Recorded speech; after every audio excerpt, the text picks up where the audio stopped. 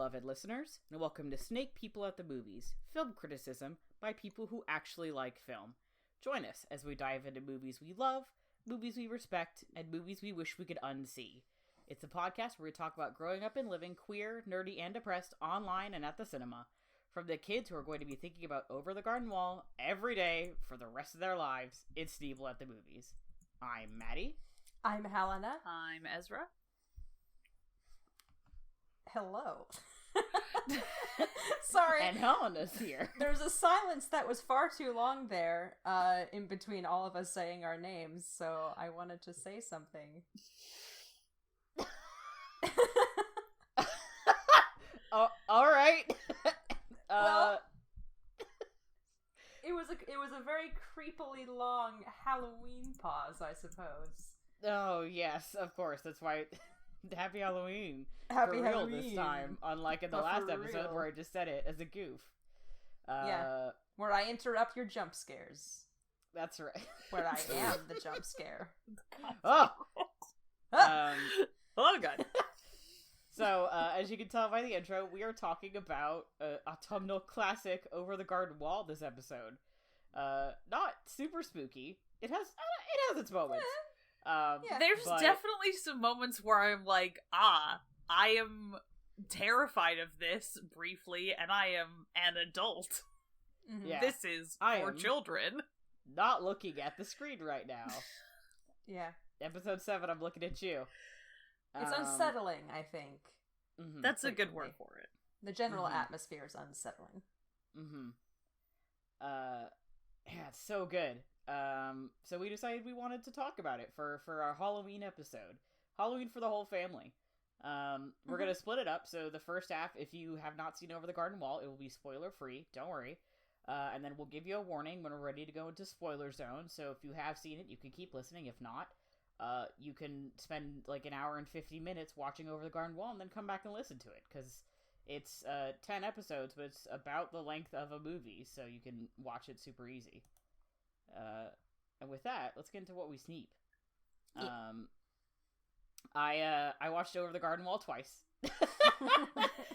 Because I watched the first 4 episodes with a couple friends, and I watched the last 4 episodes with y'all when you were doing your watch, and then I watched the last 4 episodes with that other set of friends. Originally I had watched Over the Garden Wall with my friend Higu, and then I think was Z shortly after. Yeah. So Higu and I had seen it, but our friend Stan had not, so we made her watch all of it. And also Helena.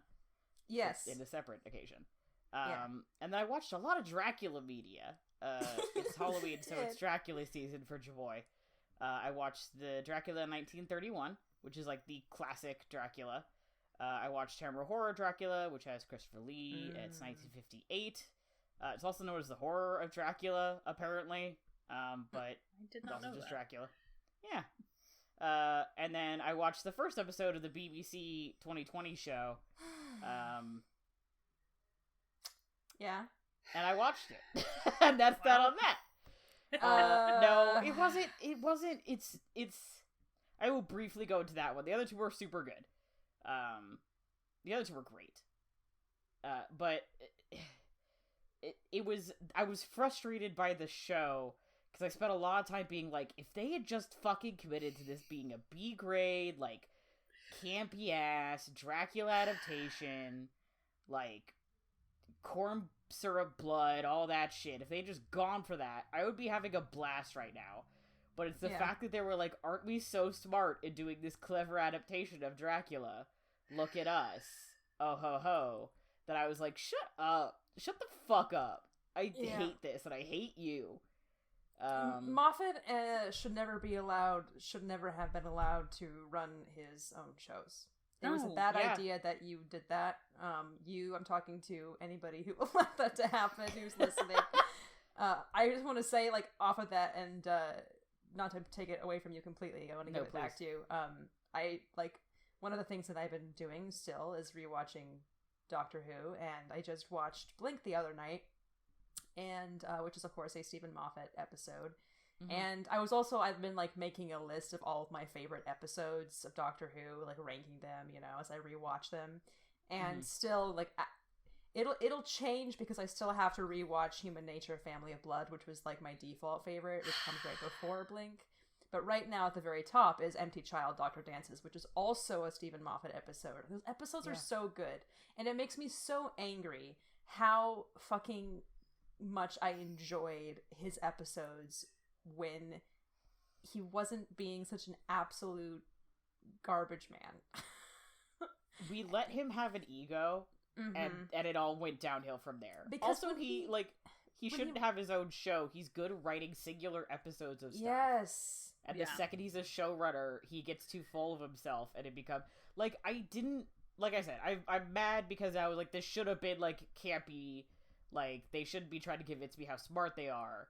Like a lot about this show is like, it's weird because I was like, I don't think you want me to think that this is like fun. Like I think you want me to be scared, but this is like goofy and fun. And that was the enjoyment I got out of it. But I read the summaries for the next 2 episodes, and the next one kind of sounds fun, and I might watch it. But the third one just sounds like fucking Bananas Foster. It doesn't even make any sense. Like, I'm like, you wrote one episode which was like fun and interesting, but I'm still like mad on premise because you were trying to be like so smart about it. And also, Dracula could read your thoughts through your blood, which is so stupid! What? That's so dumb! It's a Dracula adaptation in the sense that there are characters in the show whose names correspond with the characters of Dracula, and at one point he gets on a boat. All of that happens. This is all true. Also, and he fucks Jonathan Harker. Like, all of that actually does happen in the book. Yeah. Trust me, I read it. Yeah. But that's it. That's I read it every year, I know. In common. Yeah, it happens. I will admit, I got a real big laugh out of the beginning of the episode when this fucking nun was like, did you have sexual intercourse with Count Dracula? And then that's what led into the fucking opening, like, title card. I fucking love it.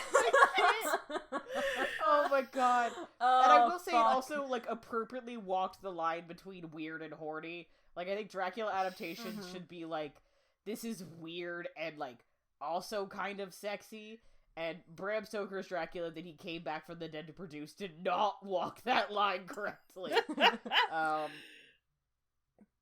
But Hammer Horror did. The other two did. I was like, you know what? Good.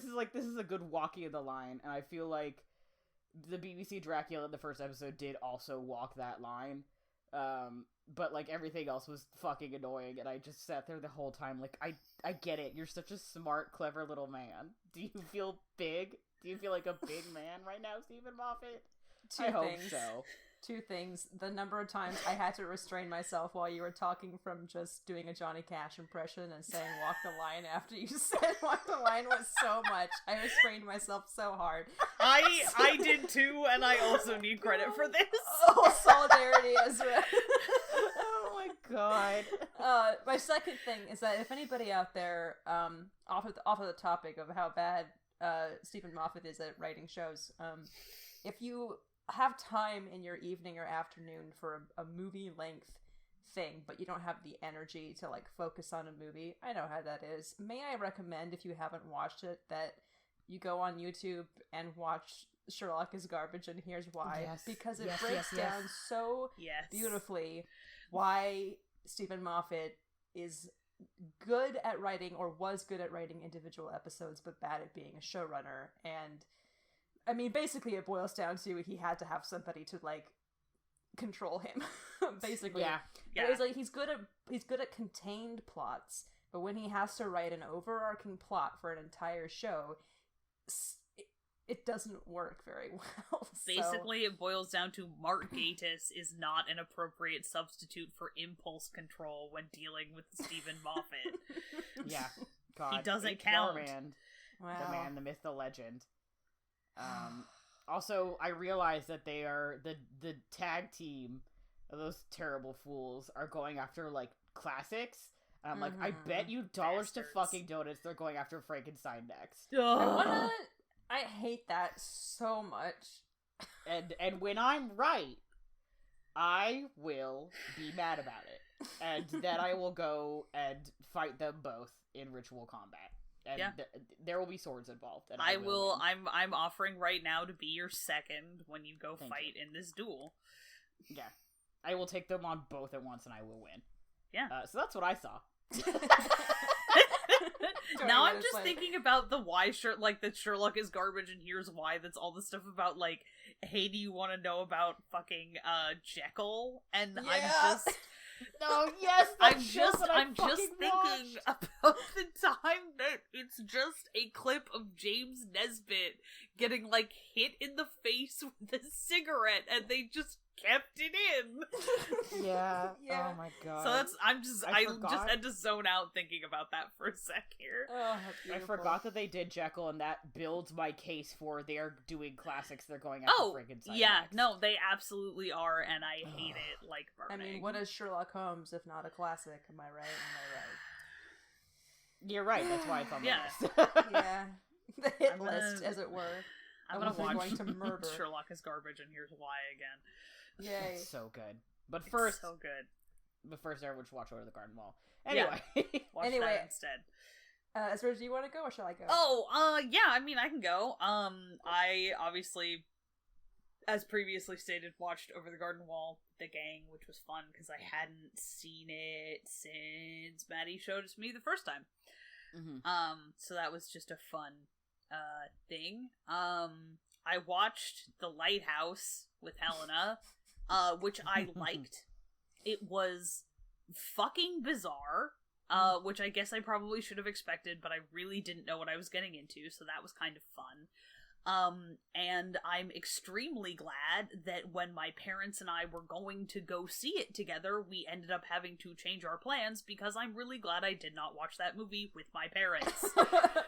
Like what I was doing that night that I watched it. The thing is that, like, I love my parents to the ends of the fucking earth, and there are just, like, certain kinds of movies where I'm like, you know what? We don't need to share that experience. Mm-hmm. We just don't. That. It's fine. I think that my threshold for that, Helena, is different than yours. Yeah, maybe. Mostly because I think your parents just are, like, kind of art film hoes in a way my parents aren't, and I say that with, like, all the love in the world. Well, my dad is. My mom. Okay, that's fair. It depends. It depends. I'll get into that in a second when I go over what I've sneaked. But okay, but like in comparison, your parents are art film hoes, and my parents are not. Okay, yeah, I buy that. Yeah. Anyway, yeah, no, that was it was great.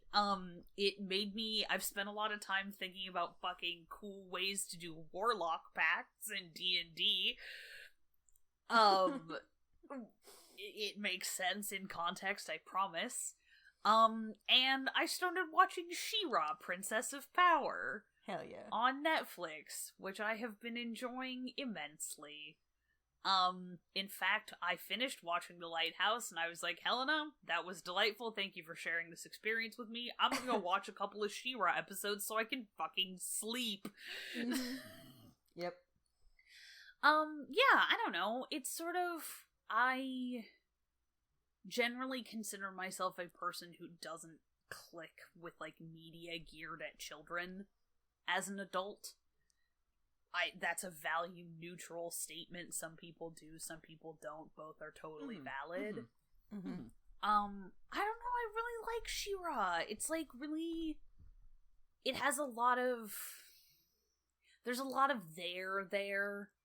You know, I feel like it deals with some kinds of, you know, how people deal with trauma in different ways, and like a big through line is that, like, Adora, like, thinks that she understands Catra because they, like, shared their shitty childhood, and then she, like, finds out as an adult that, like, Catra was having a really different experience of that the whole time.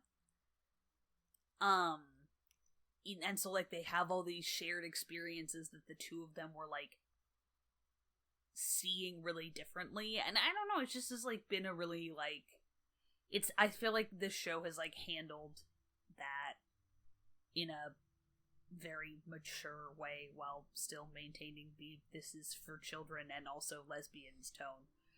Mm-hmm. Because holy shit, that show is gay. And, like, it's just so fun, like, watching something and being like, haha, this is super gay, and, like, knowing that I'm right.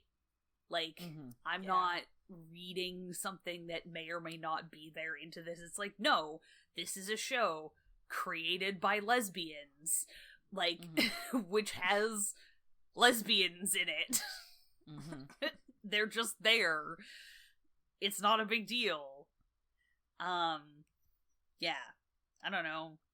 And also one of the thesis statements of She-Ra is big lady hot, which, like, I fundamentally agree with. You're right. I don't know. Yeah. It's just fun. I'm having a good time. Good. I don't want to talk to anybody on the internet about it. That's valid. Because I have a feeling that it's bad. But I don't want to know. Don't tell me the discourse. I'm sure it exists. So yeah, I just finished the first season of that, and I'm enjoying the shit out of it. I wish I could I really can't imagine what it would be like to be watching this as a kid.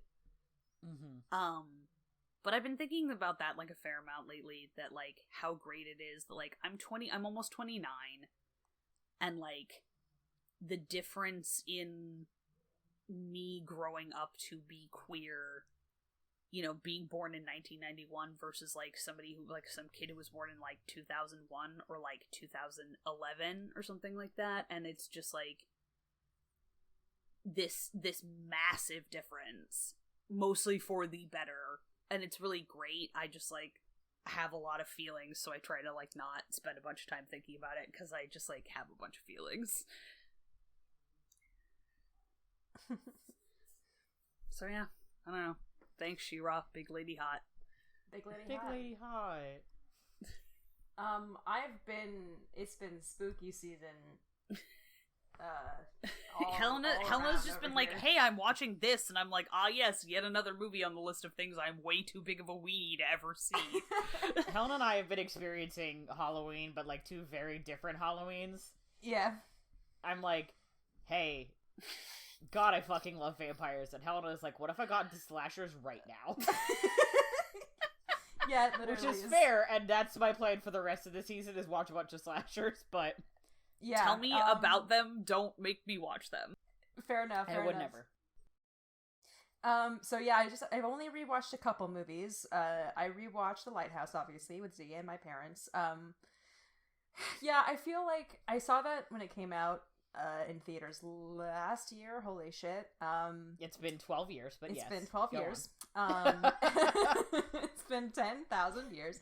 And I kind of feel the same way that I felt about it when I saw it, which was like, this is very technically impressive, very clever, but, like, it doesn't really do much for me beyond that. I think it's well made. It's just kind of like, yeah, I don't know if this is one that I need to hold in my heart forever. Fucking appreciate it though. Yeah.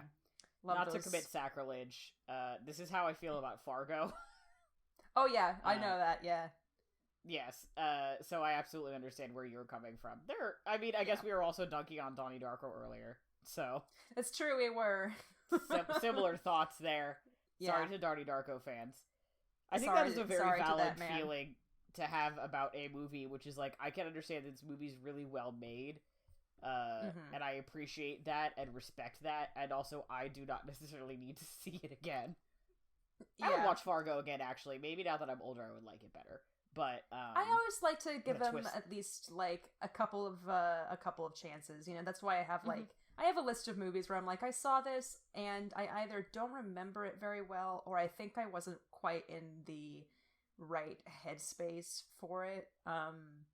Even movies that I like really, really liked, like when I went to see, this is like complete non sequitur, but when I went, not non sequitur, but different movie altogether. When I went to go see If Beale Street Could Talk, I was like determined to see a lot of movies before the Oscars happened, and it just so happened that like I went to go see that movie after several hours of serving jury duty.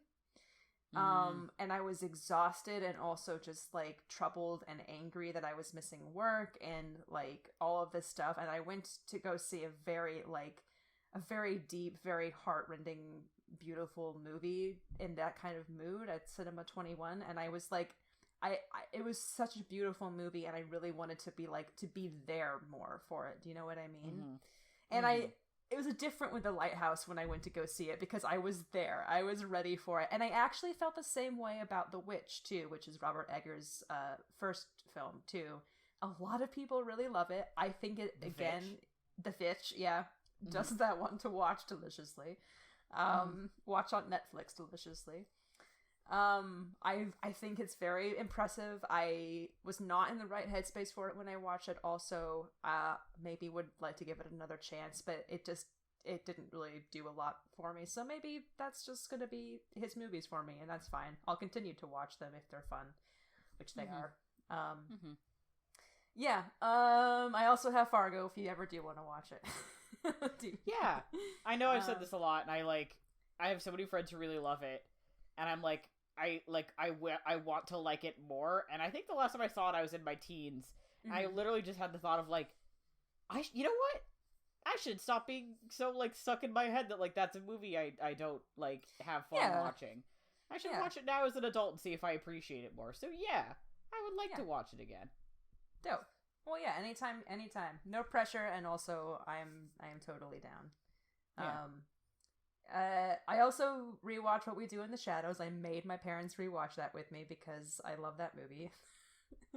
I need to fucking see it. This is the season. It's on Canopy. It's on Canopy. I recommend it. Yeah, we are those characters, so it's kind of like that. If we watch it together, it'd be what we were talking about with The Mummy, where it's like, haha, it's us. Unfortunately, so fucking funny. I'm excited to see it and figure out who I think is who. I know who's who. Yeah, I would say. I was gonna say, I don't want you to tell me until I see it, because I bet I can fucking guess though. I'm really mad that I didn't talk about What We Do. I'm not like super mad at myself. I'm like slightly peeved that I didn't talk about it during our werewolf episode, because the werewolves in that are just delightful. Werewolves, not swearwolves. Werewolves, not swearwolves. It's very good. So those are my rewatches, and then most of what I've watched has been new. So I watched Over the Garden Wall, which I previously, I think. I can't remember. I think it was for Halloween last year. I was over at Maddie's. We saw like 3 or 4 episodes. Yeah, I think the first 4. Now that I think about it, I think I did see part of the tea episode. The 5th episode. Yeah. We were just kind of like waiting for people to arrive for Halloween nights. And just kind of watching it. So I'm glad that I rewatched it again, because I think because we were preparing that last time that my attention wasn't fully able to fix on the show itself, so I'm glad that I got to watch those first few episodes again. It's beautiful. And then most of what I've watched, honestly, has been on the Criterion channel, which is kind of great. I've been really mad at myself for not using it as much, because I am paying for it. And I want to use it because it has like over 2,000 movies that, are in a constant rotation. So I watched, the only one that I didn't watch on Criterion was Halloween, which I watched on the bad Bezos site, unfortunately. Jeff's site, yeah. The Jeff site with my dad. We rented that. So that's the difference between my dad and my mom, is that like, with the art ho thing, or the film ho thing. Like I can watch slightly more, scary or unsettling movies with my dad. My mom does not care for very weird stuff that's like I showed my parents Mulholland Drive, which I love to death, but is a very, very disturbing, weird movie.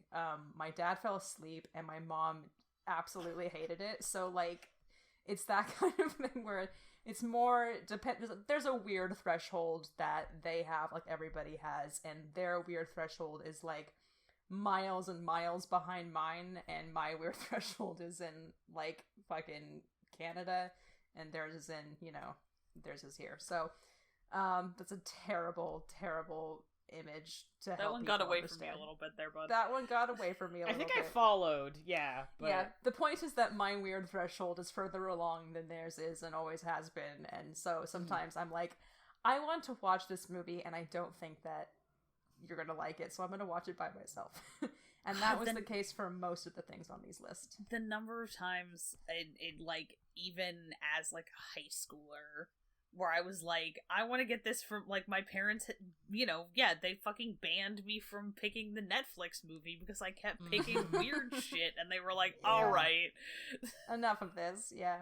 I was the same thing with, like, I kept picking a lot of foreign films, and it's not that they don't like foreign movies, it's that, like, my parents usually, like, many of us out there usually have, like, an iPad out or like a tablet out playing solitaire while they're watching stuff sometimes.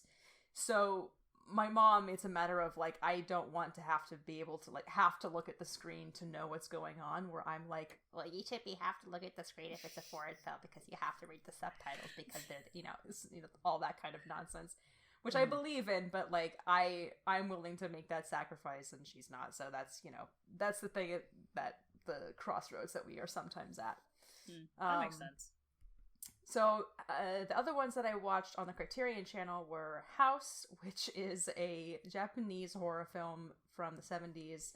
It's supposed to be great. Oh fuck. I looked at that on your list funny. And I was like, Helena, please tell me you didn't watch like episodes of the fucking television show House. No, I just didn't want to write the Japanese title like no, a that's fine. snob. It's been a long I've had a long and fucking miserable week at work, so I'm a little like Space Cadet Ezra this afternoon. I mean, it's not a completely unreasonable thing to imagine of me, to be fair. The implication that Helena's never seen House before. Yeah, that's the implication. That's wild. I have, of course, seen most of it, except for the last season, because I'm not fucking watching that roller coaster of pain. Thank you very much.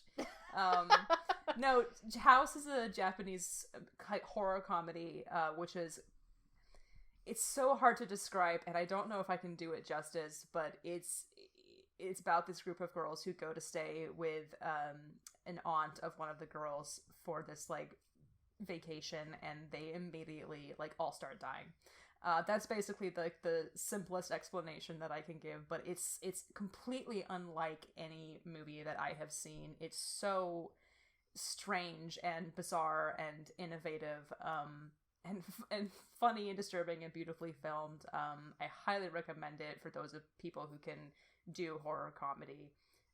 It is very disturbing. I don't know if I was ever, there's a level for me with scary movies where like there's some violence that I can handle if it's ridiculous enough, or that I can divorce myself from it. Like Halloween was too realistic almost. Because there's so many times where he's just like, I'm just chilling in your house. I'm just chilling outside your house. I'm just chilling behind the bush. And I'm like, please, that could happen to me anytime. And it's all in daylight most of the first half of that movie, so it's very unsettling. But yes, highly recommend House. The Devil's Backbone is, I believe, not his first movie. One of Guillermo del Toro's earlier films from the year 2000, I believe, or 2001.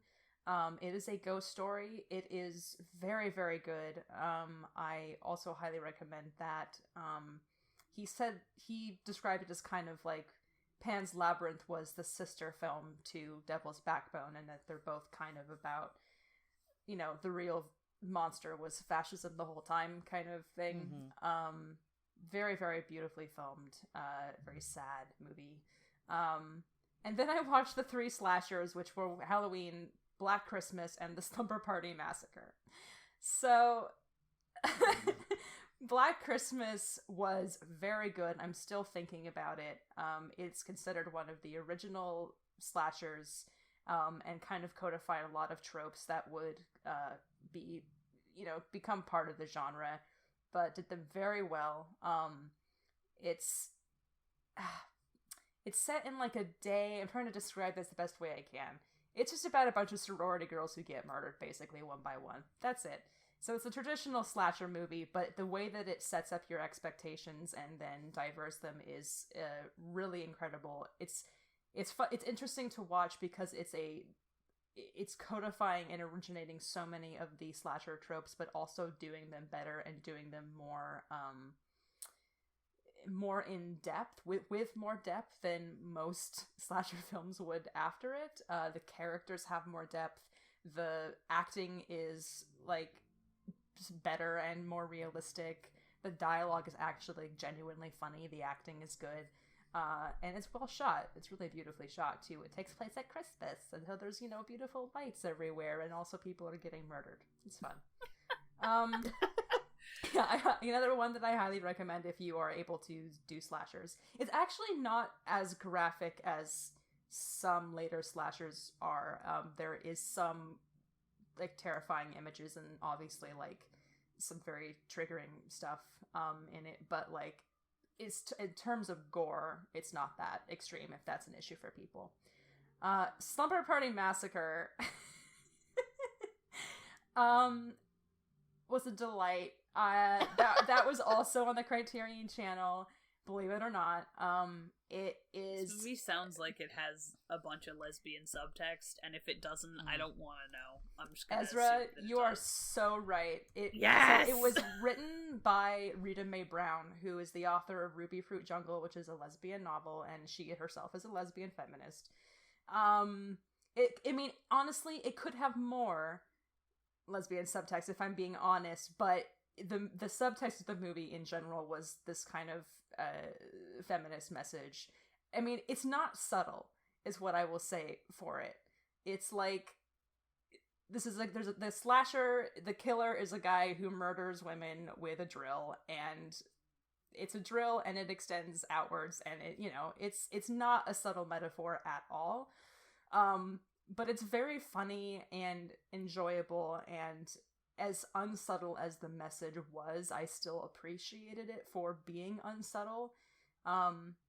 It was directed by a woman as well, and there's a scene, like a typical, Brian De Palma bathroom scene where all the girls are just naked and soaping themselves up and everything, and you're like, why is this in here? And the camera pans down one of the characters' naked bodies, and you're like, why? Even though it's directed by a woman, you're like, kind of like, I don't know why this is here. But I think it's interesting that it sets up at least male viewers who are going into this movie maybe with the typical expectations of what they're going to get out of a slasher, and then having the villain openly identify himself with the viewers who were getting enjoyment out of those scenes earlier. So I think it sets people up to be proud of or to invest in objectifying the female characters, and then to have it thrown back in their face that like, actually you're the killer in this movie, just so you know. I thought it was very fun. There's a moment where they order pizza for their slumber party, and the killer kills the pizza guy, and their corpse is just like in the living room, and one of the girls is like, the line is literally, oh, his body is so cold. And then one of the girls says, I wonder if the pizza is, though. And she, like, opens the pizza, and then they eat the pizza off of the corpse. Slumber Party Massacre! It's a fun movie. It's a level of practicality, I think, which we should all aspire to. Mm-hmm. Exactly. Yeah. It's free real estate. Half an hour later. There we go. Anyway, let's talk about things that are not slashers, huh? Yes, no. Please. Yeah. Over the Garden Wall was, for those who don't know, 2014? 2015? 2014. Time is fake. What the fuck? Yeah. 6 years ago. Fucked up, am I right? I was 21. Wow. 20 or 21, depending. I think 21 by that point. Cartoon show on Cartoon Network. There's 10 episodes. Each of them is 11 minutes long. And the basic premise is Wirt, voiced by Elijah Wood, and his younger brother Greg, and their frog, who's just a regular ass frog. George Washington. Who has many names. They change names constantly. The president is nude. Dr. Cucumber. Dr. Cucumber, yeah. Are kind of exploring this, like, weird forest, and every episode, it's, like, very episodic for the most part, for the first, like, 7 episodes, kind of. But there's through lines. And they kind of meet a wide cast of characters, and for a large portion of it, they're guided around by a bluebird named Beatrice, who is trying to help them get home. They're not sure how they got there, they just need to get home. And that's kind of the basic premise. And it's a fucking delight. It's so good. It's gorgeous to look at. The music is incredible. The voice acting is so spot on. The guy who does Greg, who I am blanking on his name, I am looking it up, is so funny. I think Greg is supposed to be like, what like 8? Does that seem, like a good estimation? Yeah, I would say so. Age, young boy, exact age unknown. Thank you, Over the Garden Wall Wikipedia.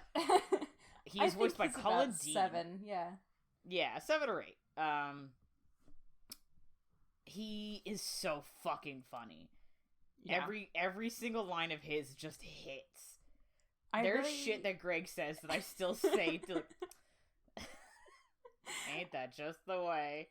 Ain't that every just time. The way? I really appreciate how they wrote sense at all. how they wrote Greg's dialogue, because it's so many times with people writing children in cartoons or in movies, it's not how a child actually talks. I mean, every child, has different ways of talking, of course. But Greg talks like a child who has heard sayings from his, like, older brother or his parents and is just saying them in a different context and just saying the most, like, not really profound, but kind of profound and deep shit without realizing that he's saying it. Yeah, like, the no sense. He's no so sense at confident. all. Apparently, the kid who voiced Greg was actually 10 at the time. Oh my gosh. Which is really impressive. Incredible. I was like, there's no way this is an adult man. Yeah, no. But it's also really hard to find good voice actors who are kids. Yeah. Just because, kids are goofy. It's hard for them to, like, kind of do the stuff you need specifically for voice acting. Especially because voice acting is such a weird setup. He's so funny. Yeah. He's completely Actually, he sincere. probably was closer to 8 when they recorded it. That's if I had to guess. Oh, probably, yeah. Yeah, he's so good. I really love, too, just a brief thing on the voice acting. If on the soundtrack to Over the Garden Wall, which everybody should download on Spotify after you have watched it because it slaps. We'll get to that in a second. There's the song that Greg writes for going to Adelaide Parade. Adelaide.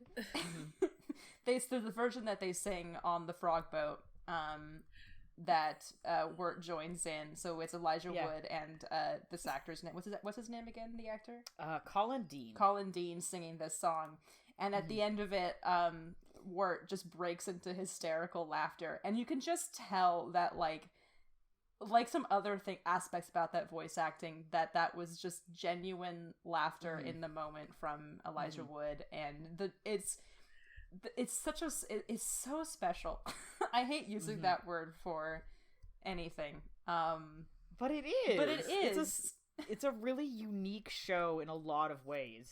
Yeah. And it's one of those things that's like, there's nothing else quite like Over the Garden Wall, and I don't necessarily think I want there to be anything else like Over the Garden Wall. Like, I think it's like, there, you Google Over the Garden Wall and people are like, season 2, and I'm like, I don't want a season 2. I think it is like a perfect little package. Yeah. I love it just the way it is. It's you get exactly as much of everything as you need. Like it's very economical. Yeah. It is like I said, every episode's 11 minutes, but it's like a full story arc. Yeah, holy shit. In every 11 minutes, there's not a wasted second. Yeah. And they're all like super memorable.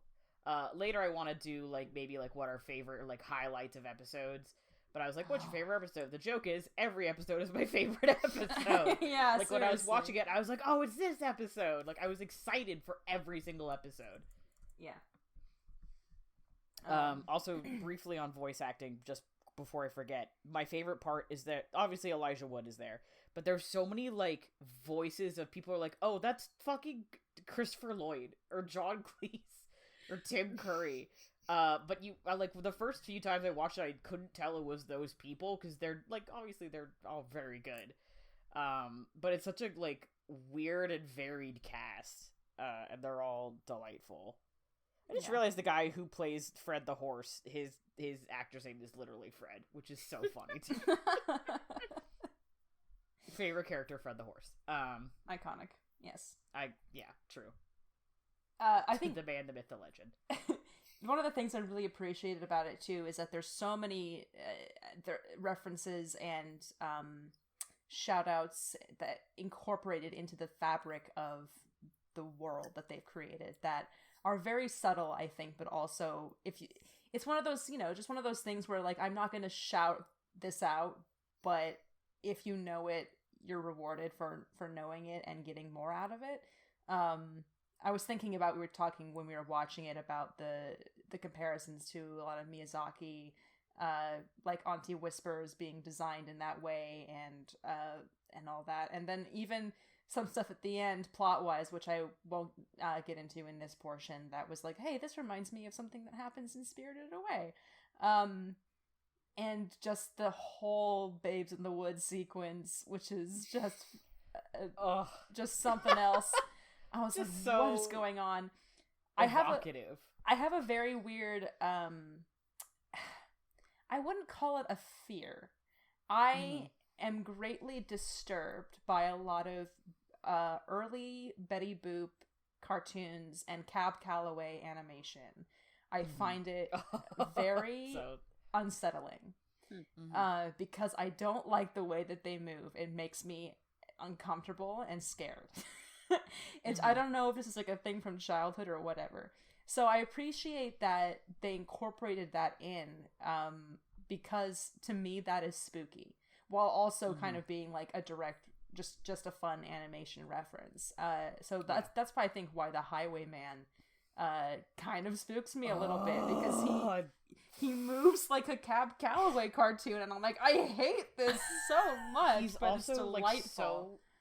He's so three-dimensional and we can get to this later, but that like Babes in the Woods sequence is also like such a dramatic stylistic change that like the abruptness of it is like jarring, especially like tonally, because you go from like this like really kind of tonally dark scene to something that's like, like those cartoons often, not always, some of them were kind of dark, are like pretty peppy and like, there's a lot of singing, and it's like such whiplash from like the moment before. Yeah. Or like the Highwayman is also like, goes like real dark real fast and then comes right back. Yeah. I love every time the Highwayman sequence comes up, Higo and I are like, everyone shut up for this 30-second song. It's so good. It's great.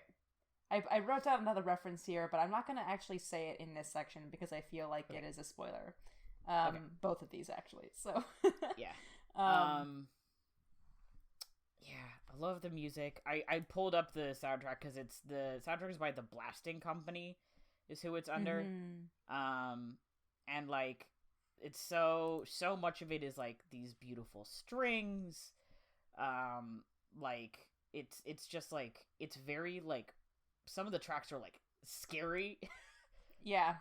They're like very tense. But like the intro, the prelude into the second song, which is Into the Unknown, it's just like so pretty. I was just listening to those two like on loop after we watched it again. Because it's just stunning. And even like the soundtrack has a lot of like the goof songs, like Adelaide Parade or the Potatoes and Molasses song, or the Chordings, the Highwayman, like all those, like the show has a lot of music in it, in a lot of like unexpected, but it's not like a musical, I guess. Yeah, I'd say it's just like it's not. People are singing a lot. It's like a cartoon. Yeah. Music is used as a way of telling the story, but it's not necessarily stop and sing. Yeah, exactly. It's yeah. Ugh. I keep being like, and it's because I just think about like it's hard for me to describe or put my finger on so much of what I like about this show. Like, there's individual pieces that I can think of. Like, I'm thinking about different like sound design moments I really liked. In episode 2, there's this like billion feet tall pumpkin guy, and sometimes he like looms over the characters, and it comes with this associated sound effect, which is like very alarming. Yeah.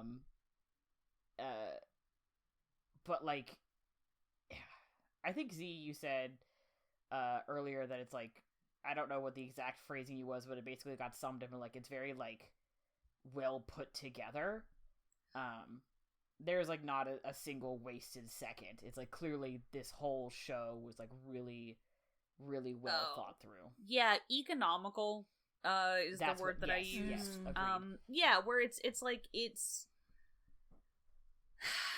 you don't know it, like it's everything is really tightly put together, and like everything about it serves like there's like never anything that doesn't serve a purpose. There's no extraneous anything in the show, but it's also like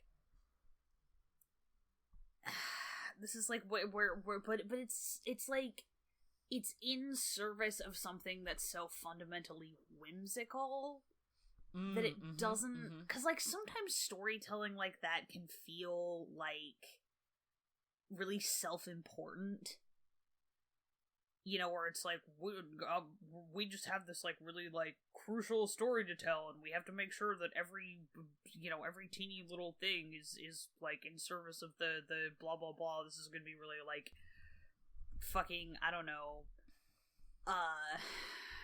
it feels utilitarian. Yeah, it can feel really utilitarian, or it can feel like this is, what is the fucking word that I'm looking for, like where you use it for self-improvement, but if you're like a upper class asshole in a movie set in the 1920s. I know what you mean, but I don't know the word you're talking about. I'm going insane. Anyway, you know what I mean. I'm gonna remember it. I do. I know exactly what you mean, but I'm also totally blanking on the It's not invigorating, and that's the only thing that my brain will come up with. Anyway, it's you get this idea that like we couldn't waste a moment on not telling this story that's just gonna really make you like a better person or whatever, blah blah blah, shut the fuck up. And this is just like a really smart use of time. Yeah, it's thoughtful. Yeah, that's it's thought. There's very clearly like it's meticulously put together. Yeah. It is. I think that is one of the things that in a cartoon format like this, you really have to be. I guess you don't have to be. There's plenty of cartoons that just fucking do whatever. But with Cartoon Network's time constraints, that they have like half-hour slots with commercials, I think it boils down to like 11 minutes, which is fucked up. But like, you could tell that they were very like aware of like, this is what we want to do. We want to create an episodic show like this. And we have about 11 to 12 minutes to do each and every one. So like, they knew every single beat, and nailed it down and just fucking killed it. Yeah. There's one episode in particular I'm really excited to talk about when we get to the spoiler zone, because like I think it is the perfect example of like they had literally like 3 or 4 subplots over a 12-minute episode, and they managed to neatly wrap up every single one in the last like 2 minutes. And it was consistently funny the entire episode. Yeah. That's the thing I also really appreciate about it, is that it's genuinely funny.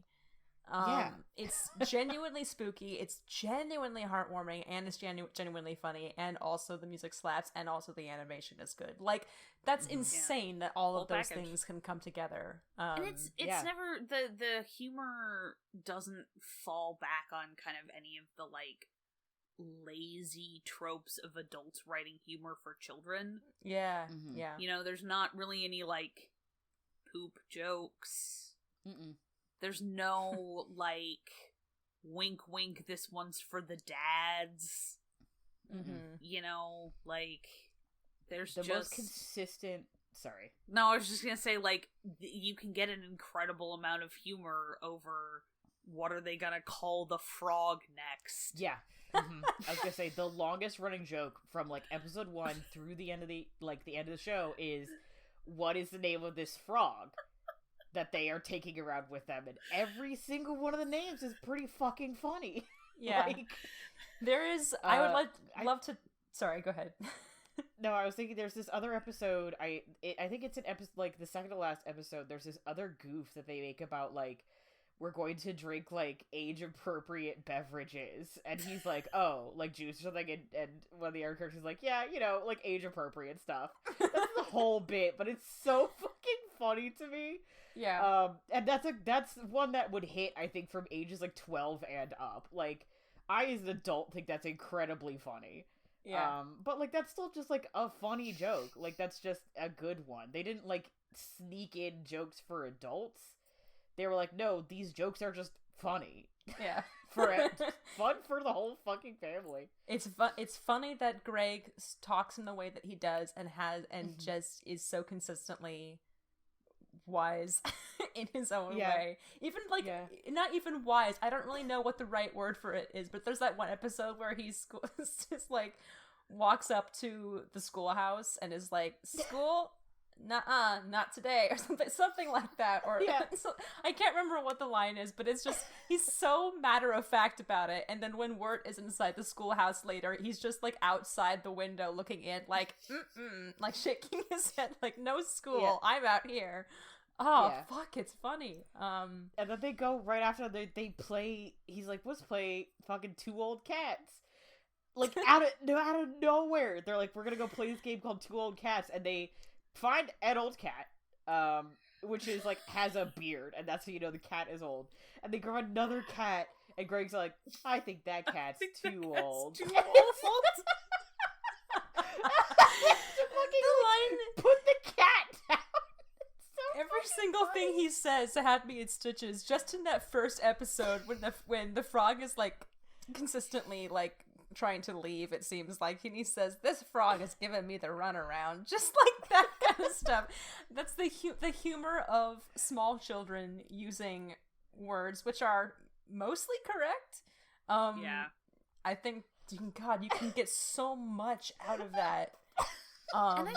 Clearly, this show trusts everything in it to, like, stand on its own merits. Yeah. I would love to take a point about that the frog point that reminds me of something else.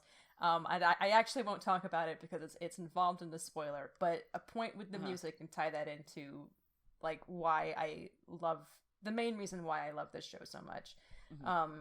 Which I will get into deeper because there's a specific moment that I want to talk about in the spoiler section. When they're on the boat? No, actually, later. I have, towards the end. Anyway, the song Into the Unknown, which we were talking about earlier, which I've listened to maybe 50 times in the past since we watched it. What I love about it is that it starts out as kind of a little creepy, not creepy so much as melancholy and a little bit unnerving. And then there's just a slight change halfway through the song, and it becomes very welcoming and heartwarming and inviting. And that's kind of what I think the entire show is. There's this whole, what I loved so much about it is that there's this running theme throughout the show that the things that appear to be frightening or that you're afraid of at first are actually more benign than you realize. And which I think is perfect for any kind of Halloween watch that's not like super scary, that finding the joy in the things that at first terrify us, or that we think that the unknown, which is actually something that is welcoming and kind and safe. And it does this, it never hits you over the head with this. It lets you completely figure it out on your own. And it does it with the animation. It never really puts it in writing explicitly. And I super, super appreciate, as like somebody who's seen a lot of this kind of cartoon, that I figured that out. I think by the third episode, there's a moment where a character takes off their coat, and we previously thought that they were a much larger person, right? This large, scary person. Yeah. And it turns out that, like, the coat was all of the bulk, and it's this tiny, skinny man, and he uses his coat to, like, he props open his coat as a tent with the instruments that he just took, and it's like, holy shit. By that point, I was like, okay. And I said, that's the point where I said in the chat, I love how this show does this, where they put an impression and then they completely twist it around and subvert your expectations for it in a way that is not obnoxious, because they do it with the animation. And I loved how it did this all the time in every single episode, multiple times, and yet every single time it happened, I was surprised, which is just so perfect, that to the point where you get to the penultimate episode, this is where we're approaching spoilers territory, when that idea that what we believe to be true may not actually be, that may be affected by our own impressions of it, and the light of the moment or whatever, becomes a very central theme for a certain person's character. It's like, oh my god, this is so completely unpredictable to me, but it makes so much sense that it would be setting up this idea. And there was one aspect of it, and this is going to be not as funny out of context, so that's why I want to go into it in the spoiler section, that with a certain character who we've been hearing a lot about, but hadn't actually seen up to a certain point, that when they were actually, when the reveal of that character happened, it fucking took me out. It was so funny. I love Over the Garden Wall. It's really good. It's really good. It does it to tell a good story, but it also does it to make me laugh, and I just think that it's neat. They use visual information to tell their story, and like that shouldn't be so much to ask from a cartoon, but it just does it really well. Yeah. It is. You don't want to look away from Over the Garden Wall, one, because it is just like, it is good and nice to look at. The like character design is very charming. It's like everyone's got like a round head and like these big ol' eyes, and they're like very like like a lot of them are like very twiggy, and they move in like very kind of like, round is the only word I can think of. It's not the word I want. But they're very like flexible. Like they move in ways that are like very stylized. And also, like, there's just a lot of information up on the screen at any given time. There's a lot of visual gags. Yeah. It's just, yeah. It's just really well put together. They did it, you know what? They did a fucking good job, and that's why there's this Tumblr post that's like, Over the Garden Wall is fun, because you can spend like an hour and 50 minutes watching it, and then think about it every minute for the rest of your life. Yeah, basically. Yep. Do we want to get into spoilers? Is it that time, or do we want to? I think it is. Yeah. So, if you do not want spoilers for the show, I would go ahead and pause here. We'll give you like, I'll give you like a minute and a half to pause, and go watch it. But if you wanna do the damn thing and listen to the rest of the episode, it's coming. Boy, seconds pass by so slowly when you give yourself a time limit. Yep. I really just want to, now we're officially in spoiler territory, I want to just leap onto what I was talking about just now. Please clarify, because I was there were a couple things I was thinking of, and I want to. So the fact that well, I mean, it's all in the second to last episode when we go into Wirt and Greg's own time, or own world, as it were. First of all, that whole idea that there have been hints dropped that maybe Wirt and Greg don't belong here, but the idea that we were just seeing these two kids walking through the woods and they're dressed funny, but they fit in with what they're wearing, that they're two kids in Halloween costumes, that's fucking brilliant, first of all.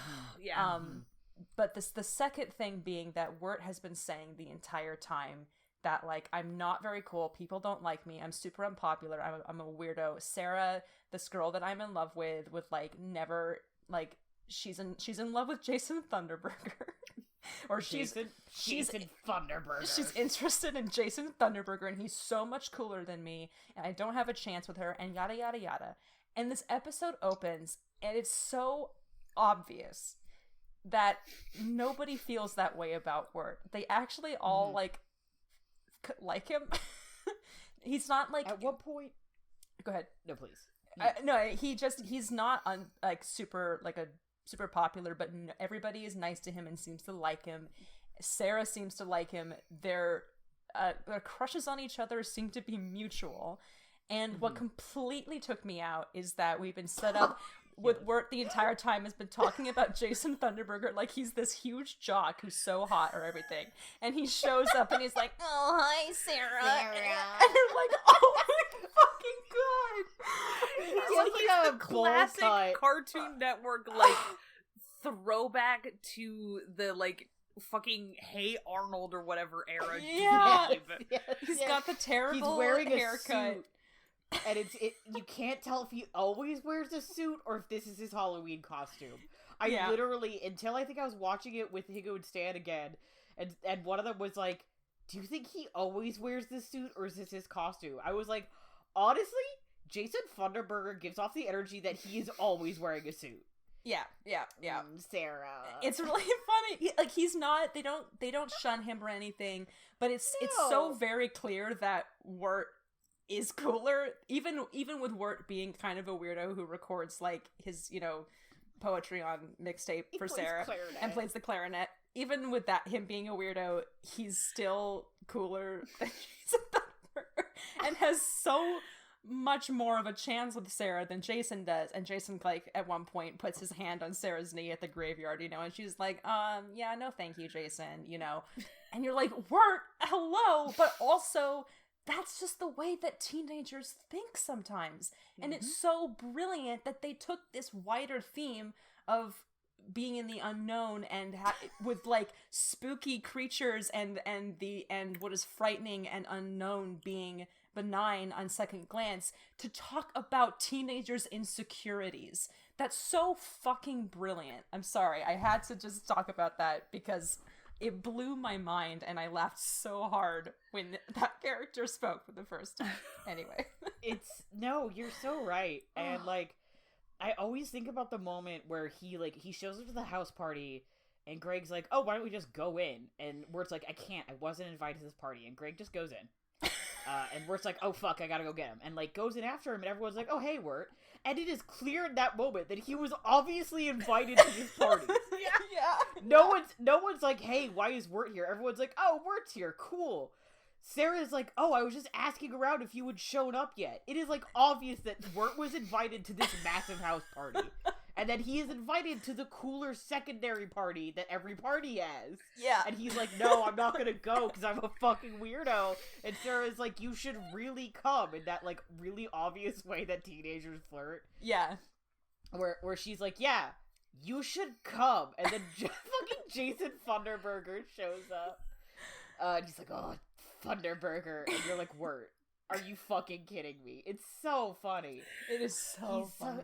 But, like, he's like, he is a weird high schooler who, like, says poetry out of nowhere and made a fucking tape for this girl he likes of poetry and clarinet. And, like, the nice thing about Over the Garden Wall is it is, like, very timeless in multiple ways, where, like, Wirt makes her a tape, but you can't tell if, like, he makes her a tape because it's a time where that's a thing that people do, or if Wirt just, like, has is a tape Sky? I think Sarah's like, I don't have a tape player.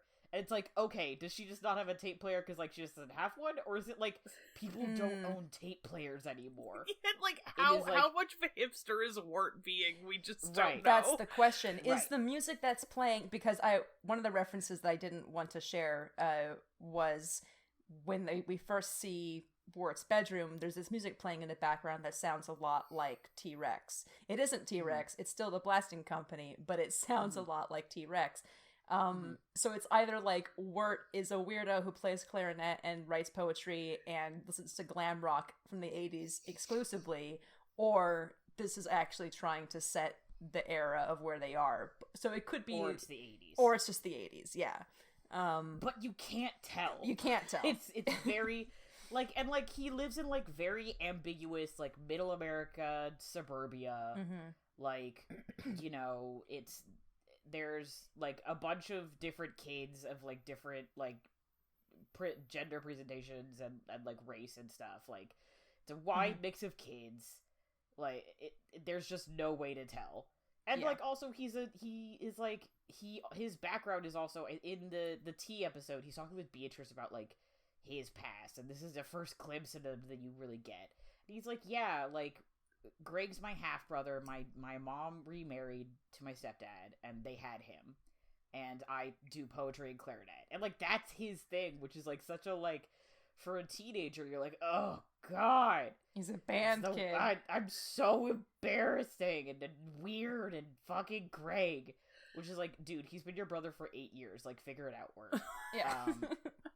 But it's, I don't know, it like really very much recontextualizes their whole situation when you get to the beforehand, and you're like, all these things they've been talking about are like suddenly very small in comparison to what they're dealing with now, which is the Beast has Greg, and we can't get home, and also we're probably dead.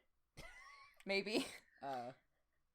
How do you feel about, like, the whole "is this all a dream" Wizard of Oz sequence? I feel so. The Spirited Away reference, not necessarily a reference, but a commonality between the two things is that George Washington, well, Jason Thunderburger the Frog, swallows that. His official name. His official name. Swallows that light in the Auntie Whispers episode, I believe. The bell. The bell. And then when they get back into the real world, he still has that inside of him, which is, like, at the end of Spirited Away, she has a similar thing, like, did I fucking hallucinate that? But she, as she turns away, she has the headband, or the ponytail holder, that was made by No Face and the creatures in the other world, and it glints as she turns away, so it's like, that was real. Like, whatever happened, that was real, even if it was something that happened in a dream, that weird bit of nonsense. So, I know that's debated, but I'm always firmly in the camp of, no, it was real. Even if they were drowning while it was happening. For me, I feel like, based on, and Zia will be interested to hear your opinion on this too, if you have one. For me, I think, based on the Pumpkin episode, where they talk about, like, oh, why are you here? Like, you're not ready to be here yet. Right, yes. I always thought that, like, they kind of, like, either, like, their souls or their physical bodies or something went to, like, a purgatory of some kind. Like, the woods themselves, which they enter and leave the woods. I think the woods themselves are kind of in between, where they're not alive, but they're not dead yet. And there's some places that, is it Pottsville? Is that the name of the pumpkin town? Pottersville, thank you. Yeah. Nope. Is it something like that? Pottersville is It's a Wonderful Life. Well, many things could be both. Pumpkin Town. The Pumpkin Town. Pumpkin Town. That is clearly a place, like, people have died.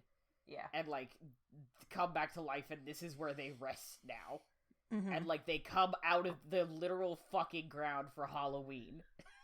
And put on pumpkins and shit. Like, that is clearly, like, everyone who lives there has died. Yeah. But a lot of places it's not clear. Is like there are people like, you know, Beatrice has a whole family who are just like living their lives. But also like the people that like die in the forest become trees. Yeah. I think that they like actually go to basically an in between kind of ambiguous place. One theory that I have read, or semi theory at least, is that the unknown is, how am I gonna paraphrase this? That a place for forgotten stories, because all of there's such a melange of different time periods, conflicting time periods, and references to different regions and stories from different places, and folklore and all that kind of stuff, that some people have proposed, and I think it's been somewhat confirmed, I'm not sure, that it's just sort of this place, a purgatorial place where forgotten stories go, and that Wirt and Greg, in effectively disappearing and drowning on Halloween night, this is kind of taking it to the extreme, I think, but on their way to becoming a, you know, local urban legend, of the kids who disappeared on Halloween and, you know, drowned in the cemetery or whatever.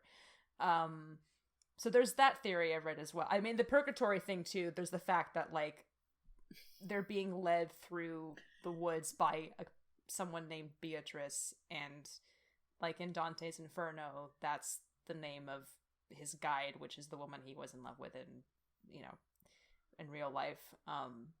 They're being guided through purgatory by Beatrice, that kind of thing. But yeah, I think it's, you know, I don't want to be that person who's like, even though I love talking about it, I don't want to give anybody the impression that I want to solidify the truth or anything like that, because I think it's much more fun if it's like, I don't know. And I think that's part of the nice thing for me, is that there is an ambiguity about like almost everything. Yeah. I think that's nice. Yeah, this show doesn't strike me. It's funny, it's making me think about the us bitching about Stephen Moffat at the beginning, whereas this show is like the polar opposite of that, because it doesn't it doesn't want you to like figure it out and feel clever, because it's sort of like there is no, it's not a puzzle. It's like it's more like a kind of impressionist painting. Yeah. Where, you know, you kind of, there's a bunch of very beautiful stuff there, and there's an element of it that is sort of what you make of it is part of the art piece. Yeah. As opposed to it being some sort of puzzle box that you're supposed to unlock, and you get a little thing that says, you know, oh, aren't you so smart, or whatever. Yeah. If you figure this out, won't you be so clever? But also, we're never going to explain it because I don't know what I'm writing. Because A, I don't know what I'm writing, and B, I have to be cleverer than you. Yeah. It's never about that. Yeah. Anyway, go watch Sherlock is Bad, and this is why. The writers over the Garden Wall could have done a better Sherlock, but Stephen Moffat couldn't have done Over the Garden Wall, and that's absolutely. Oh, Maddie, you've just made me wish for a Sherlock Holmes adaptation animated like Over the Garden Wall, and now I'm angry. I'm sorry. I'm sorry for bringing this want into our lives. That it's okay. It's okay. I'll dream on it. Just watch The Great Mouse Detective. Yeah. Honestly, yeah, just go watch The Great Mouse Detective. One thing, I don't know. I definitely kind of come down where Helena does, which is the idea that, like, they end up sort of, they almost become a ghost story. And in doing so, kind of the idea that, like, the spooky woods in the stories, it's kind of an Into the Woods vibe where, like, the woods, it's all the same woods. You know, every fairy tale, every ghost story that has spooky woods in it, what if they're all the same woods? In kind of a metaphorical sense. And so you can kind of run in and out of those stories as you're trying to get out of the woods. And so they kind of, because one of my favorite things, and I had kind of forgotten this, because you showed me Over the Garden Wall, and I loved it, but I didn't like memorize it. You know, I was like, I love the vibe, and like that was what really stuck with me, but I had forgotten a lot of the details. Presumably because I think we watched this when I was super duper crazy. You know, like many things in my life, that I just watched when I was super duper crazy. And so watching it again, it was really fun because you get this sense that like every story that they sort of pass through is really self-contained, because each episode like is really satisfying on its own, but also it feels like that, like every place that they go to like existed before they got there and will exist after they leave. Right. It feels like they are sort of just taking shortcuts through the corners of all of these different real places. Like each of those ones could be their own little mini series or something. Yeah. But instead they're, 6 minutes in the middle of this episode. Yeah. What was the episode in particular that you wanted to talk about, Maddie? I did. I wanted to say also that, like, Z, what you were saying about, like, every woods is the same woods, like, I was like, oh, that really made something click for me, because I was like, well, every story has a beast. Every story, a lot of those stories have a woodsman. Yeah. There's a whole episode where they go to this inn, and everyone in that inn has a job. Yeah. Everyone has their role in the story to play. Yeah, they all have a trope. Yeah, and Wirt ends up being the pilgrim, I think. He has like basically a holy mission to fulfill, which in their case is really just getting home. Like, really just, like, making sure his brother doesn't die and getting home. And, like, conveniently, he ended up setting up some stuff so that the beast would be taken out. But he doesn't do that part. He doesn't, like, close that book. He basically hands it off to the woodsman and is like, hey, like, this is your problem. This is your... like, the lantern, the beast, all of that is really the woodsman's story. Yeah. Wirt and Greg cut through the corner of it. And then leave the woodsman to kind of close that on his own. Yeah, and when the beast is makes him that offer to be part of that story, Wirt is like, yeah, I'm gonna wait a minute. No, that's stupid. Yeah, he literally says, no, that's dumb. I'm not gonna wander these woods for the rest of my life. And it's cool because like there's this sense of like Wirt really is really insecure in terms of like who he is. Like he knows all these things about himself, but he's like really he's ashamed of the things that make him unique. In the way that we all are as awkward adolescents who are sort of trying to figure out, because I feel like in the episode in the inn, at first they're like, oh, you're the young lover. They have to assign him a trope, and that one like doesn't, it doesn't fit him. It sits sort of wrong on him, and then it's like, oh wait, no, we were wrong. You're the pilgrim. And I don't know. It's just there's something. I feel like there's something to that feeling of like he sort of has an idea of like who he is in the teen dramedy of his life, and it's just wrong. And so the idea that like maybe he's been sort of like misfiled on the TV tropes page of his life. which is also, I would like to note, a big queer mood. Yeah, there we go. I was gonna say bisexual king. Wirt is bi. A trans narrative. Bi. I understand. Also possibly trans. Yeah. Yeah. But there's a couple. I also was thinking separately. You mentioned like episodes. It's hard to pick a favorite episode. But I have a couple of I have one moment that I love and like makes me laugh and is also very sweet every time. And then there's the one episode I want to talk about just briefly. Helen, I forget what you were talking about, but you made me think of the moment on the boat where the frog just starts fucking singing. Yeah. and you're like, what the fuck? And all the characters, it's so much of the show is played totally straight. Most of the time, people are not like, well, this is weird. Most of the time, people are like, whatever, this is just how it is here. Even Wirt and Greg, they're like, okay, whatever. Yeah. Or they're like alarmed, or Wirt is alarmed, and Greg is always just like, whatever. The like one moment of surprise is when they're on the boat pretending to be in the band, and the frog just starts singing in this like beautiful baritone, and everyone's like, what the fuck? And then he never does it again. But his beautiful singing voice made the frog cop stop chasing them.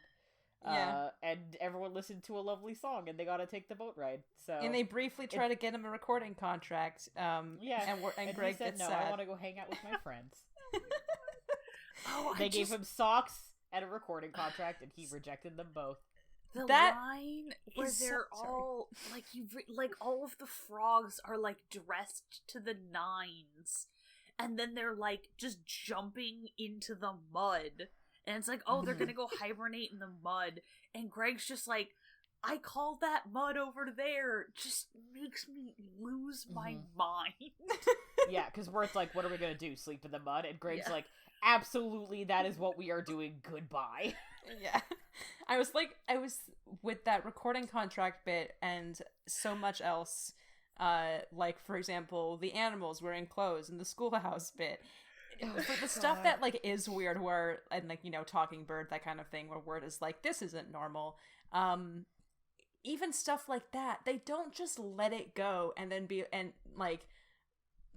they follow it up with something, so that the animals wearing clothes is like a whole plot point of the entire episode. And the frog sings, and people are like, that's weird. It's never addressed, but there's a little beautiful moment where he almost gets a recording contract, and like gets really, you think he's gonna become really stuck up and leave them and like become a big Frank Sinatra frog, and then he's like, no, I'm not gonna have a recording contract, I'm gonna stick with you, and that's it. And like, it's never brought up again, and that's it, they just milk every possible little story for something delightful and interesting and funny to look at in the background, just to fill the world with more stuff, and I love that. It's so good. The speaking of the animals, this is the episode I wanted to talk about. They basically show up to this like old school schoolhouse. And there's the plot of like there are these animals. I'm trying to remember the name of the toy, but the animals look super different from everything else in that they're like very like pretty, and like they've got those big eyes with the eyelashes, and they look semi-realistic, and they're in these little clothes. There's like the specific toy for kids that they used to make and still do, and I had a billion of them, and I'm thinking of them specifically. Okay, it's not the things where like they suddenly did Beanie Babies that have giant eyes would scare the shit out of me, I would like to note. They were like the little figurines, more velveteen almost. I know exactly what you're talking about, because I worked in Finnegan's for a holiday season. Shoot, and I also can't remember. I'm Googling. They had like little. You could move their arms and legs, but they didn't have like joints. You could just kind of move their arms up and down, and they would come in like little family sets, and they were yes. They were really pretty. And they're like very soft, and they have a very like know what you're talking about. Peter Rabbit vibe to them. Right, that's what these animals in the episode look like, which is not what the fucking frog looks like. or any other animal in the show. It's just these, like, little toddler animals, and they're, like, perfect little Victorian clothes going to the schoolhouse. And you think, like, oh, this is, like, in this world, like, the animals go to school. Like, they're, like... And then, at one point, she says, like... I just wanted to teach animals how to read and write, and you realize, like, no, that's not how it is here. She got a bunch of animals and put them in clothes and is trying to teach them how to read and write. And it's like that plot line, and then she keeps bringing up, like, oh, my no good man of mine, Jimmy Brown, and also the gorilla that's been terrorizing us recently, and my father, who, like, is supporting the schoolhouse, and then, like, it turns out her fucking fiance was in the gorilla suit the whole time, and, like, they threw him a concert. He got stuck in the gorilla suit! Right. He went to join the circus to raise money to buy her a wedding ring, and he got stuck in the suit, and no one would get him out because they were afraid of him. And, like, the animals play instruments, and they raise enough money to keep the school for animals open, where they teach animals how to read and write. It's so every single bit, and then there's also the through line of Beach is like, you're a pushover, and the reason they stay at the school is because where it's like, oh, she told me to sit down, I'm a pushover, so I have to do it, and Beach is just like, no, we have to leave, and where it's like, the teacher said I have to sit down, so I guess since I'm such a, and he's just being a dick the whole episode. Yeah. And it's like every minute just like lands. And there's this fucking song, the potatoes and molasses song, where, like, they're having mashed potatoes for lunch, and Greg is like, it's a bummer in here. So he puts molasses on the potatoes and sings this fucking song about it. And then later, I found out when he's, like, turning into an Edelwood tree, the music that, like, the children's choir we hear over that is fucking potatoes and molasses, but I think in French. It's in Latin. Latin, okay. Yeah. What? Yeah. Oh my god. Yeah. Every Which single I bit. realized only because I listened to the soundtrack, and I was, like, just listening, and I was like, this is potatoes and molasses. I understand enough of these words to understand that they are singing potatoes and molasses. What the actual... But it's, like, sad. Yeah. And then I creepy. watched that scene later, and I was like, you cannot tell that that's what they're singing, because they're talking over it, but they are literally singing potatoes and molasses It's right now. spelled like, I'm looking at it right now, potatoes et molasses. It's in Latin, yeah. It's not It's even... Latin, okay. It's Really literally, quickly- like, dog Latin. I think, Yeah, is it calico critters that you were thinking of, Maddie? Yes. Okay, yeah. Yes. I think that is exactly what I'm thinking of. Anyway, every time that episode comes up, I'm, like, so ready, because all the episodes are, like, really well done. Calico critters, I'm looking at them right now. God, I love these little things. They're so fucking cute. They're very cute. Madness. They're very really expensive. cute. I had a bunch of the bunnies, I think, specifically. So all the episodes are, like, really tight. The plot points are really well done. There's, like, little teeny arcs that are, like, wrapped up really well. I love this episode because there's, like, 4 of them which are completely separate. And they're all, like, super weird. And so she'll be like, yeah, and my school for animals that I'm teaching to read and write. And that no good man am I, Jimmy Brown. And also the gorilla who keeps bothering us. And it's funny every time. And then like in the last minute, they're like, oh, we found the fiance, discovered who the gorilla was, and we're keeping the school open. All right, bye. When I first watched this, to be fair, I only saw the first 5 episodes. This was the episode that I remembered most distinctly because of just that song and the little animals. Just the whole thing is iconic. And also, for those of you who are looking into listening to the soundtrack, the school teacher sings a song, an ABC song about the no good man Jimmy Brown. Jimmy Brown. And when we hear it on the show, again, like, we don't hear the whole version of it. The version on the soundtrack is, like, well over 2 minutes long. It's the full. She goes through the full alphabet. It's so funny. It's just like listening to a little goofy folk comedy song. It's beautiful. I love that episode so much. She makes some stretches with the alphabet, but all of them are, like, clever and, like, very funny. Mm-hmm. Oh my god, I love that. I love all of them, but I love that episode so fucking much. It's so good. Yeah. The one that I had forgotten about completely was the rival tea companies. Yes, I also good. Love that one. I had absolutely zero memory of that one, and like, it's just really fucking fun. Yes.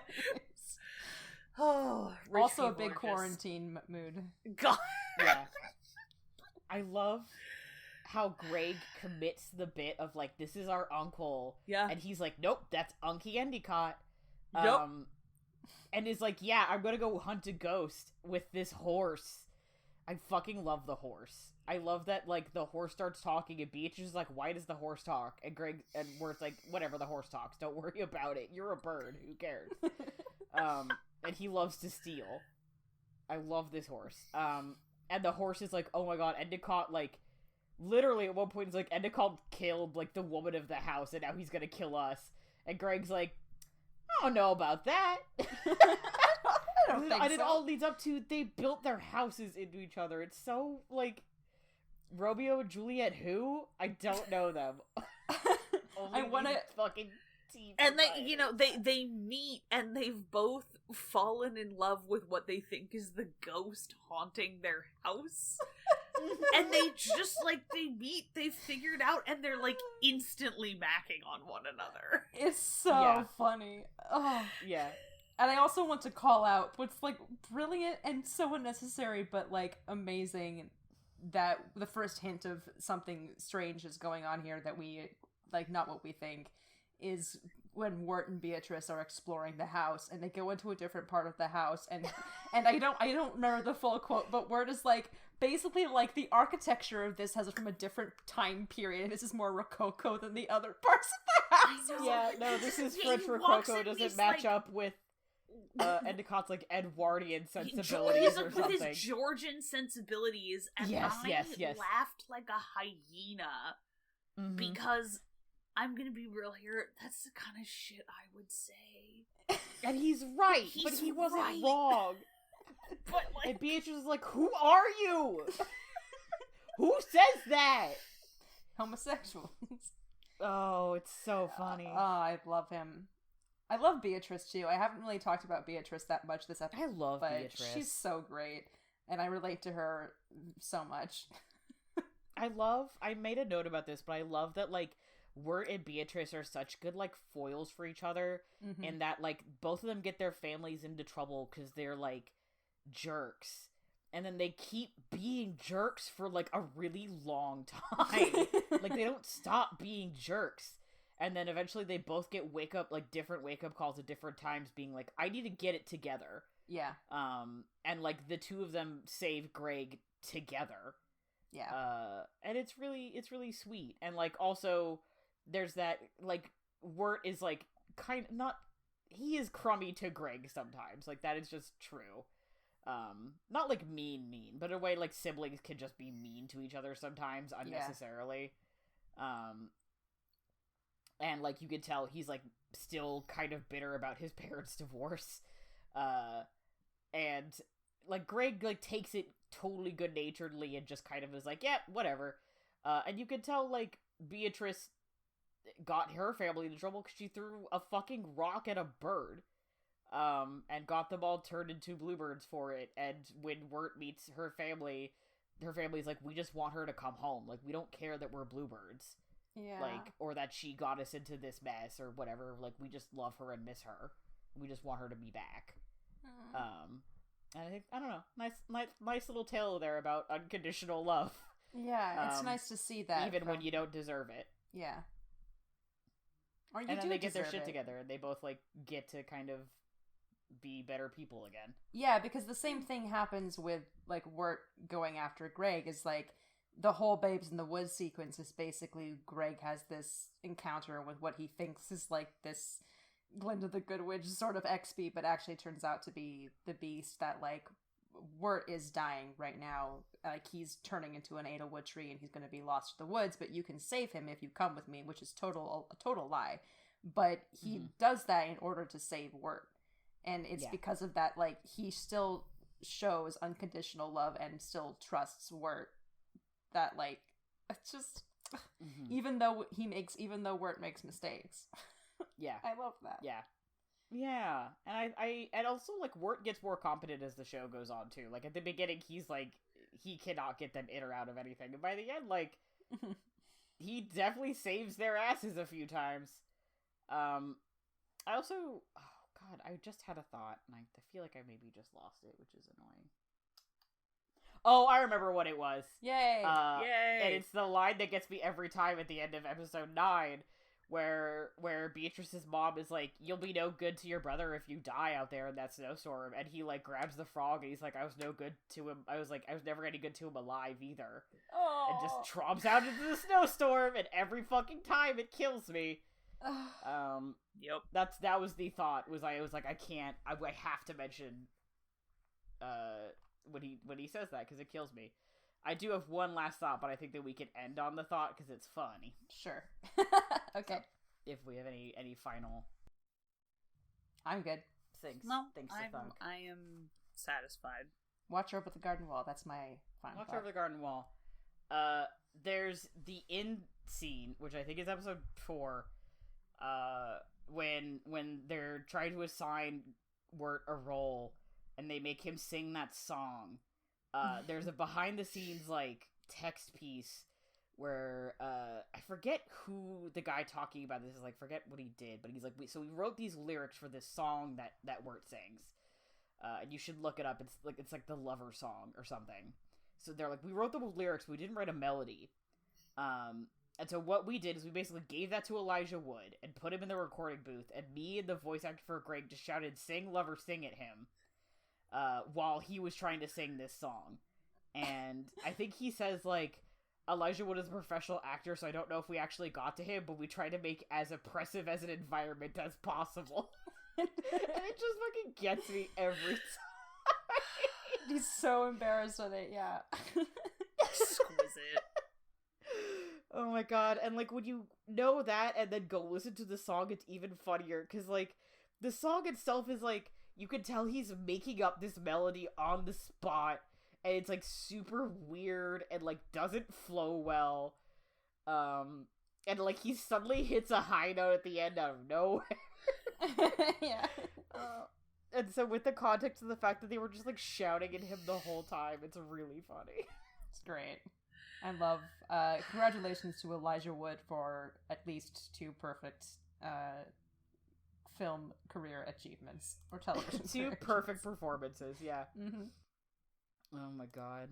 I have the Over the Garden Wall art book that you got me last year for the holiday season. Mm-hmm. And I think that behind the scenes moment is in the book. I've only, like, flipped through it. I haven't, like, taken the time to really read it yet. But I'm really excited to actually, like, read it. Because, God, what a pretty show. Yeah. It's so beautiful. It is beautiful. It also makes me laugh every fucking time. Ain't that always the way? Ain't that just the way? Oh, I was laughing earlier also because I just remembered when Greg is like, "We're burgling your turds." He's just so fucking funny. Every moment is funny. Oh, I'm trying to find the behind the scenes thing, but I don't need to. We can just wrap up the episode here.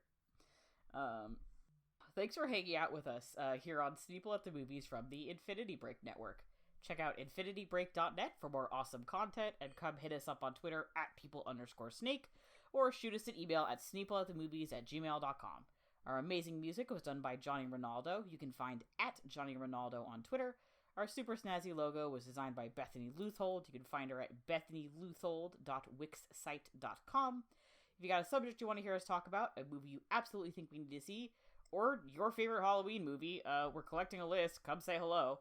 Also, as always, please leave a review on iTunes and share the show with any friends who you think would enjoy it. Any way you can help us spread the news helps us so much, and we would really appreciate it. As always, thanks for listening, and eventually, we'll see you at the movies.